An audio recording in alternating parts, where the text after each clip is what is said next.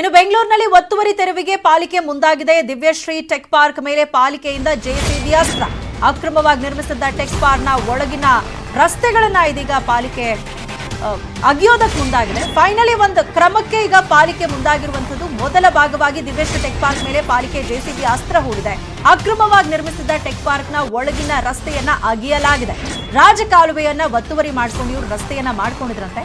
Tech park ಕಡೆ ಎಲ್ಲಾ ಕಡೆಗಳಲ್ಲೂ ಕೂಡ ಅಡೆತಡೆಯನ್ನ ಈಗ ತೆಗಿತಾ ಇದ್ದಾರೆ ಪಾಲಿಕೆ ಸಿಬ್ಬಂದಿ. ನಾಲೆಗೆ ಅಡ್ಡಲಾಗಿ ಕಟ್ಟಿದ್ರಿಂದ ಯಮಲೂರಿನಲ್ಲಿ ಜಲ ಬಂಧನ ಆಗಿರುವಂಥದ್ದು. ಹಾಗಾಗಿ ಅಲ್ಲಿ ರಾಜಕಾಲುವೆಯನ್ನ ಅಕ್ರಮವಾಗಿ ಅವರು ಒತ್ತುವರಿ ಮಾಡ್ಕೊಂಡು ಅಲ್ಲಿ ರಸ್ತೆ ನಿರ್ಮಿಸಿದ್ರು. ಸೊ ಹಾಗಾಗಿ ಇಲ್ಲೆಲ್ಲ ಈ ಕಡೆ ಎಲ್ಲ ನೀರು ನಿಂತಿತ್ತು. ಹಾಗಾಗಿ ಅಲ್ಲಿ ಅಕ್ರಮವಾಗಿ ಏನು ರಸ್ತೆಯನ್ನ ನಿರ್ಮಾಣ ಮಾಡಿದ್ರಲ್ಲ, ತಡೆಗೋಡೆಯನ್ನ ನಿರ್ಮಾಣ ಮಾಡಿದ್ರಲ್ಲ, ಅದನ್ನೆಲ್ಲ ಜೆಸಿಬಿ ಮುಖಾಂತರ ಈಗ ಪಾಲಿಕೆ ಸಿಬ್ಬಂದಿ ಅಗಿಸ್ತಾ ಇದ್ದಾರೆ. ತೆರವು ಸ್ಥಳಕ್ಕೆ ಮಹದೇವಪುರ ಶಾಸಕ ಅರವಿಂದ್ ಲಿಂಬಾವಳಿ ಅವರು ಬಂದಿದ್ದಾರೆ. ಎಷ್ಟೇ ಪ್ರಭಾವಿಗಳಿದ್ರೂ ಕೂಡ ಒತ್ತುವರಿಯನ್ನ ತೆರವು ಮಾಡ್ತೀವಿ. ದಿವ್ಯಶ್ರೀ ಟೆಕ್ ಪಾರ್ಕ್ನಲ್ಲಿ ಶಾಸಕ ಅರವಿಂದ್ ಲಿಂಬಾವಳಿ ಅವರು ಹೇಳಿದ್ದಾರೆ. ಸೊ ಇಷ್ಟು ದಿನ ಇರಲಿಲ್ಲ, ಬಟ್ ಇನ್ಮೇಲೆ ನಮಗೆ ಗಮನಕ್ಕೆ ಬಂದರೆ ನಾವು ಖಂಡಿತ ತೆರವು ಮಾಡ್ತೀವಿ ಅಂತ ಹೇಳಿದ್ದಾರೆ.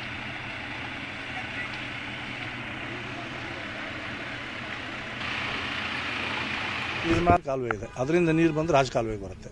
ಅವನು ಕಾಲುವೆ ಮಾಡಿಸದೇ ಇದ್ದರೆ ನೀರು ಹರಿದು ಹೋಗಲ್ಲ. ಸೊ ಅದಕ್ಕೆ ಬಿಡಿ ಅಂತ ಕನ್ವಿನ್ಸ್ ಮಾಡ್ತಾ ಇದ್ದೀವಿ.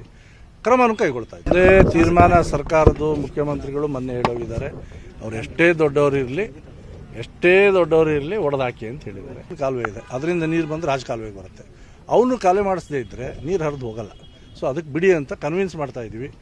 ಕ್ರಮನೂ ಕೈಗೊಳ್ತಾ ಇದ್ದೀವಿ. ಅದೇ ತೀರ್ಮಾನ ಸರ್ಕಾರದ್ದು ಮುಖ್ಯಮಂತ್ರಿಗಳು ಮೊನ್ನೆ ಹೇಳೋಗಿದ್ದಾರೆ. ಅವ್ರು ಎಷ್ಟೇ ದೊಡ್ಡವರು ಇರಲಿ ಒಡೆದಾಕಿ ಅಂತ ಹೇಳಿದ್ದಾರೆ. ಕಾಲುವೆ ಇದೆ, ಅದರಿಂದ ನೀರು ಬಂದು ರಾಜಕಾಲುವೆಗೆ ಬರುತ್ತೆ. ಅವನು ಕಾಲುವೆ ಮಾಡಿಸದೇ ಇದ್ದರೆ ನೀರು ಹರಿದು ಹೋಗಲ್ಲ. ಸೊ ಅದಕ್ಕೆ ಬಿಡಿ ಅಂತ ಕನ್ವಿನ್ಸ್ ಮಾಡ್ತಾ ಇದ್ದೀವಿ.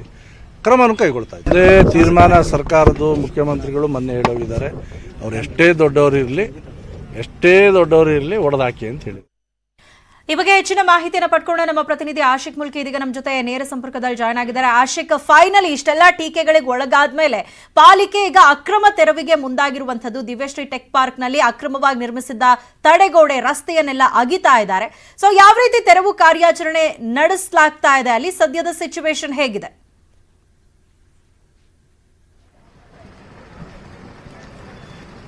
ಸೌಮ್ಯ, ಅದ್ಯಾವಾಗ ಬಿಬಿಎಂಪಿ ಅಧಿಕಾರಿಗಳು ದಿವ್ಯಶ್ರೀ ಟೆಕ್ ಪಾರ್ಕ್ ಒತ್ತುವರಿ ಮಾಡಿಕೊಂಡಿರುವಂತಹ ಜಾಗನ ಮತ್ತೆ ತೆರವು ಮಾಡುವಂತ ಕೆಲಸ ಕೈ ಹಾಕಿದ್ರು, ಇತ್ತ ಯಮಲೂರು ಮುಖ್ಯ ರಸ್ತೆಯಲ್ಲಿರುವಂತಹ ನೀರಿನ ಮಟ್ಟ ಏನಿದೆ ಅದು ಕ್ರಮೇಣವಾಗಿ ಇಳಿಕೆ ಆಗ್ತಾ ಇದೆ. ಅಂದ್ರೆ ಅದಕ್ಕೆ ಮತ್ತೊಂದು ಯಮಲೂರು ಕೆರೆ ತುಂಬಿ ಹರಿತಾ ಇರುವಂತ ನೀರೇನಿತ್ತು ಅದಕ್ಕೆ ಮತ್ತೆ ಒಂದು ಹೋಗೋದಕ್ಕೆ ಹೊಸ ಜಾಗ ಸಿಕ್ಕಿರುವಂತಹ ಒಂದು ದಾರಿ ಸಿಕ್ಕಿರುವಂತಹ ಕಾರಣಕ್ಕೆ ಇಲ್ಲಿ ರಸ್ತೆ ಮೇಲಿರುವಂತಹ ನೀರು ಜಲಾವೃತಗೊಂಡಿದ್ದಂತಹ ರಸ್ತೆ ಇದೀಗ ಖಾಲಿ ಆಗ್ತಾ ಇರುವಂತಹ ದೃಶ್ಯಗಳನ್ನು ಕೂಡ ನಾವು ನೋಡ್ತಾ ಇದ್ದೀವಿ. ಸುಮಾರು 12 ಗಂಟೆ ಸುಮಾರಿಂದಲೇ ಬಿಬಿಎಂಪಿ ಅಧಿಕಾರಿಗಳು ದಿವ್ಯಶ್ರೀ ಟೆಕ್ ಪಾರ್ಕ್ ಬಂದು ಬೇಕಾಗಿರುವಂತಹ ಕ್ರಮಗಳನ್ನೆಲ್ಲ ಕೂಡ ತೆಗೆದುಕೊಂಡಿದ್ದಾರೆ. ಮತ್ತೆ ಜೆಸಿಬಿಗಳನ್ನ ಮತ್ತೆ ಅಗತ್ಯ ಯಂತ್ರೋಪಕರಣಗಳನ್ನು ಕೂಡ ಇಲ್ಲಿ ತಗೊಂಡ್ಬಂದು ಒಳಗಡೆ ಆ ಒಂದು ಯಮಲೂರು ಕೆರೆಯಿಂದ ಬರ್ತಾ ಇದ್ದಂತಹ ನಾಲೆ ಏನಿದೆ ಆ ನಾಲೆಗೆ ಅಡ್ಡಲಾಗಿ ದಿವ್ಯಶ್ರೀ ಟೆಕ್ ಪಾರ್ಕ್ ಅವರು ಒಂದು ರಸ್ತೆ ಮತ್ತೆ ಪಾರ್ಕ್ ಅನ್ನ ನಿರ್ಮಾಣ ಮಾಡಿದ್ರು. ಅದೆರಡನ್ನೂ ಕೂಡ ಇದೀಗ ಒಡೆದು ಹಾಕಿ ಆ ನೀರಿಗೆ ಹೋಗೋದಕ್ಕೆ ಒಂದು ವ್ಯವಸ್ಥೆಯನ್ನ ಇದೀಗ ಬಿಬಿಎಂಪಿ ಅಧಿಕಾರಿಗಳು ಮಾಡಿಕೊಡ್ತಾ ಇರುವಂತದ್ದು.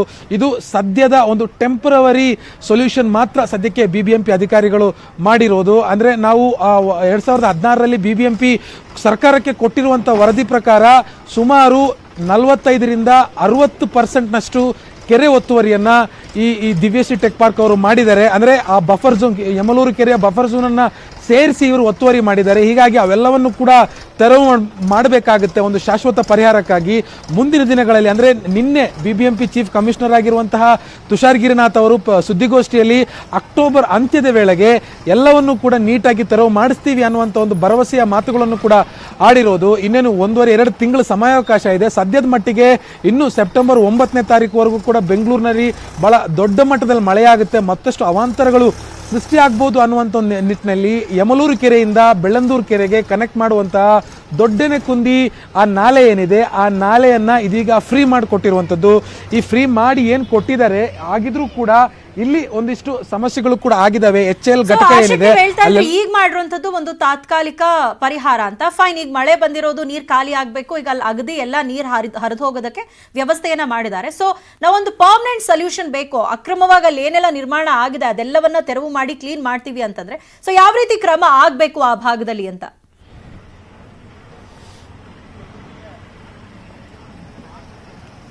ಸೌಮ್ಯ, ಯಮಲೂರು ಅನ್ನುವಂಥ ಈ ಯಮಲೂರಿನ ಸುತ್ತಮುತ್ತ ಪ್ರದೇಶದಲ್ಲಿ ಈಗ ಪ್ರವಾಹ ಸ್ಥಿತಿ ಉಂಟಾಗೋದಕ್ಕೆ ಪ್ರಮುಖ ಕಾರಣ ಏನು ಅಂತಂದ್ರೆ ಯಮಲೂರು ಕೆರೆಯನ್ನ ಒತ್ತುವರಿ ಮಾಡ್ಕೊಂಡಿರೋದು ಯಾರು? ದಿವ್ಯಶ್ರೀ ಟೆಕ್ ಪಾರ್ಕ್ ಅನ್ನುವಂಥ ಒಂದು ಸಂಸ್ಥೆ.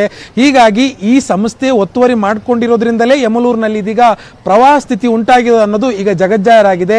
ಹೀಗಾಗಿ ಇದಕ್ಕೆ ಶಾಶ್ವತ ಪರಿಹಾರ ಏನು ಅನ್ನೋದು ಕೂಡ ಬಹಳ ದೊಡ್ಡ ಪ್ರಶ್ನೆ. ಶಾಶ್ವತ ಪರಿಹಾರ ಏನು ಅಂತಂದ್ರೆ ಯಮಲೂರು ಕೆರೆಯ ಸುಮಾರು 45ರಿಂದ 60 ಭಾಗದಷ್ಟು ಬಫರ್ ಝೋನ್ ಸೇರಿಸಿ ಏನು ದಿವ್ಯಶ್ರೀ ಟೆಕ್ ಪಾರ್ಕ್ ಅವರು ಒತ್ತುವರಿ ಮಾಡ್ಕೊಂಡಿದ್ದಾರೆ ಅದನ್ನ ತೆರವು ಮಾಡಿ ಆ ಸಹಜವಾಗಿ ನೀರು ಹರಿಯುವಂತ ನಾಲೆಗಳೇನಿದ್ದಾವೆ, ಜೊತೆಗೆ ರಾಜಕಾಲುವೆಗಳೇನಿದ್ದಾವೆ ಅವೆಲ್ಲವನ್ನು ಕೂಡ ಮತ್ತೆ ಹೂಳೆತ್ತಿ ನೀರು ಹರಿಯೋದಕ್ಕೆ ಒಂದು ಸುವ್ಯವಸ್ಥಿತವಾಗಿರುವಂತಹ ಒಂದು ವ್ಯವಸ್ಥೆಯನ್ನ ಬಿಬಿಎಂಪಿ ಮತ್ತೆ ಅದಕ್ಕೆ ಸಂಬಂಧಪಟ್ಟ ಇಲಾಖೆಗಳು ಅಧಿಕಾರಿಗಳು ಮಾಡಿಕೊಟ್ರೆ ಮಾತ್ರ ಯಮಲೂರಿನಲ್ಲಿ ಉಂಟಾಗುವಂತ ಈ ಪ್ರವಾಹ ಸ್ಥಿತಿಯನ್ನು ಶಾಶ್ವತವಾಗಿ ತಡೆಗಟ್ಟಬಹುದು. ಆದ್ರೆ ಇವತ್ತು ಬಿಬಿಎಂಪಿ ಅಧಿಕಾರಿಗಳು ಮಾಡಿರೋದು ಕೇವಲ ಸದ್ಯದ ಮಟ್ಟಿಗೆ ಏನು ಮಳೆ ಆಗ್ತಾ ಇದೆ ಇದನ್ನ ಕಂಟ್ರೋಲ್ ಮಾಡೋದಕ್ಕೆ ಇವರು ಕಟ್ಟಿರುವಂತಹ ನಾಲೆಗೆ ಅಡ್ಡಲಾಗಿ ಕಟ್ಟಿರುವಂತಹ ರಸ್ತೆ ಮತ್ತೆ ಪಾರ್ಕ್ ಅದನ್ನ ಮಾತ್ರ ತೆರವು ಮಾಡೋದಕ್ಕೆ ಮುಂದಾಗಿರುವಂತದ್ದು. ಸೌಮ್ಯ, ಥ್ಯಾಂಕ್ ಯು ಆಶಿಕ್ ತಮ್ಮೆಲ್ಲ ಇನ್ಫಾರ್ಮೇಶನ್ಗೆ.